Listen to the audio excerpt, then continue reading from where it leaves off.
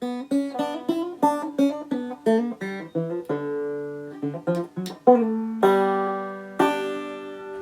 and welcome to another edition of Guinea Pigs with Greg.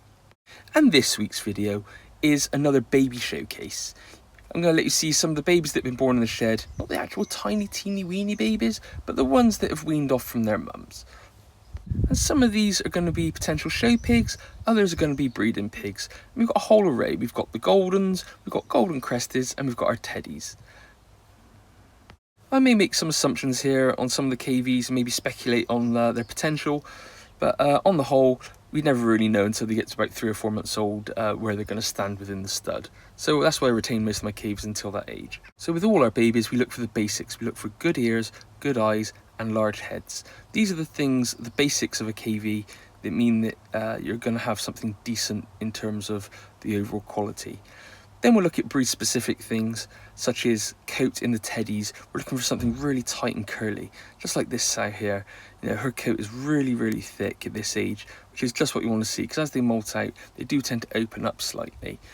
So the thicker they are as a youngster, the better they're going to be when they get to that 5, 6, 7, 8 month old stage. But we also retain cavies based on certain attributes they have. So I'm desperately trying to increase eye size and ears. So this cavie here will definitely stay within the stud because she excels in those attributes. The fact that she's got a lovely coat as well and a nice wide bum really just puts icing on the cake. So I would always revert back to your breeding plans when deciding which cavies to retain and which cavies to move on out of the stud. And we've been quite lucky recently. We've had a lot of teddies born. I think we've had over 25. So this means that we've got lots of choice when making our selections. So a boar like this with a really tight coat, but also big flat petal shaped ears, and that really wide head is going to rank highly amongst the youngsters that we wish to retain. That's not to say that others will be discarded. It just means that this one's higher up in the pecking order at the moment. And with teddies, they change an awful lot. And with the cresteds, we're looking for this really pinpoint centre. The good colour seems to come naturally with these, so we won't retain anything with bad colour or open crests. So this cavie will probably stay with us for the breeding season, maybe even get a couple of shows out of her. But she looks really smart right now.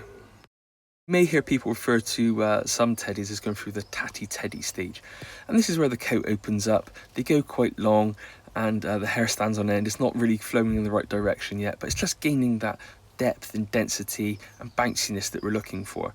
So don't be too hasty to move cavies on until they've actually finished that first molt. I really like the head size on this boar, and he's got plenty of coat, but a good way of assessing teddies is to literally look at their bums. If it's nice and wide and dense on the rear end, it's normally going to carry through the rest of the cavie. And this also sets up the shape, which is what we're looking for.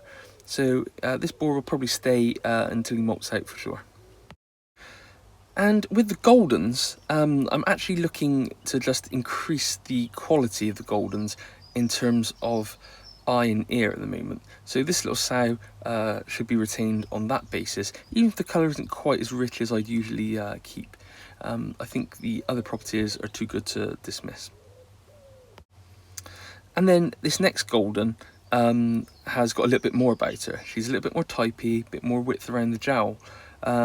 The colour's slightly richer and you can see the coat is a bit more glossy, and her ears are nice and flat. So this will probably have a little show career and then end up in the breeding pen because the sows are too valuable for me at the moment. Sometimes the teddies can get a little squiggle around the top of their head as their coat's growing in.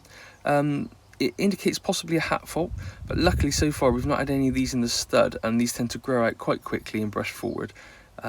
So that's always something to be mindful of when selecting your youngsters at the breed faults that you need to avoid. One of the breed faults that we're looking to avoid in the Goldens are light undercolour. So I make sure when I'm retaining cavies, that colour goes all the way down to the skin. So in this cavie, we've got a lovely glossy coat and good undercolour, so chances are she'll stay for the breeding programme. Next up, we have an absolutely stonking golden boar. He's huge for his age, lovely square set head, lots of width of jowl. He's even got the bump on the nose. The colour goes right down to the skin. I really can't wait to take him out to his first show. You know, even the bottom lip's starting to go, and I love those kissing lips of a golden. Well, I really hope you enjoyed having a little nose at some of the babies in the shed. We've got plenty more coming up in the next few months, so stop by again and hopefully I'll see you in the next video. Take care and true bye.